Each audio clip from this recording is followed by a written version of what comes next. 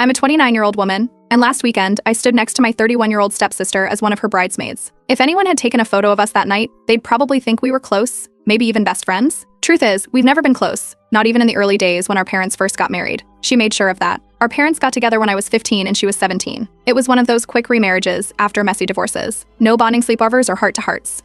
From the start, she told people we were family by technicality. I was the quiet kid who liked video games and math. She was into fashion and attention. Our lives moved in different directions, and I think she liked it that way. Now she's a popular interior designer with a massive following online. Everything in her life is curated, white walls, matching gold accents, overpriced candles. Her Instagram looks like a catalog, and she treats it like one too. Meanwhile, I work in it and mostly keep to myself. I make good money, own my condo, and enjoy my life. But according to Kelsey, I've always been the odd one out. She's never said it directly, but the way she talks about aesthetic and vibes makes it clear I don't fit hers. At first, I brushed it off. I thought maybe she was just being superficial, maybe she'd grow out of it. But every year, there was a new comment, a new backhanded compliment. She once told me I had engineer energy while we were at a family party, then laughed like it was some huge inside joke. I didn't even respond. I'd gotten used to her digs by then. The rehearsal dinner changed everything. It was held at a vineyard, the kind with tiny lights wrapped around every tree, and overpriced finger food served on wooden trays.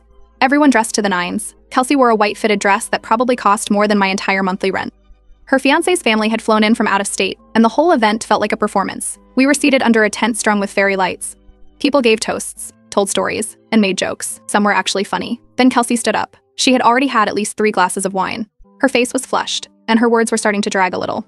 That's when she said it. Every family has an embarrassment, she said, holding her wine like it was a mic. And we all know who ours is. There was this pause. A full 2 seconds of silence before the forced chuckles started. I heard someone cough. Her fiancé looked stunned. My stepmother turned her head toward me, then away. My father looked down at his plate. I smiled because what else was I supposed to do? I laughed too. But in that moment, something shifted. After dinner, I found her near the restroom, reapplying lipstick in the mirror. I told her that what she said wasn't okay. She just blinked at me and said, "Oh, come on, don't be sensitive. You know I didn't mean it like that." I reminded her I was a bridesmaid, that I'd been helping her plan this wedding for months.